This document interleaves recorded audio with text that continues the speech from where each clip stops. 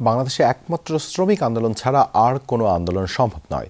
পাট খাতের পুনর্জাগরণে অবদান রাখতে হবে শ্রমিকদেরই, এই মন্তব্য করেছেন জাতীয়তাবাদী শ্রমিক দলের প্রধান সমন্বয়কারী শামসুর রহমান শিমুল বিশ্বাস। বিকেলে জাতীয় প্রেস ক্লাবে পাট খাতের পুনর্জাগরণ, পাট ও পাট শিল্পের আধুনিকায়ন, বন্ধ শিল্প কারখানা পুনরায় চালু এবং টেকসই কর্মসংস্থান সৃষ্টিতে করণীয় নির্ধারণ বিষয়ক সেমিনারে এই মন্তব্য করেন তিনি। বলেন, আদমজি পাটকল ছাড়া বাকি সব পাটকল বন্ধের দায় আওয়ামী লীগের। পাট শিল্পকে বাঁচাতে প্রয়োজনে শ্রমিক আন্দোলনের তাগিদ দেন তিনি। সেমিনারে আরও বক্তব্য রাখেন জাতীয়তাবাদী পাট শ্রমিক দলের সভাপতি সাইদ আল নোমান, বিলসের নির্বাহী পরিচালক সৈয়দ সুলতান উদ্দিন আহমদ সহ অন্যান্যরা।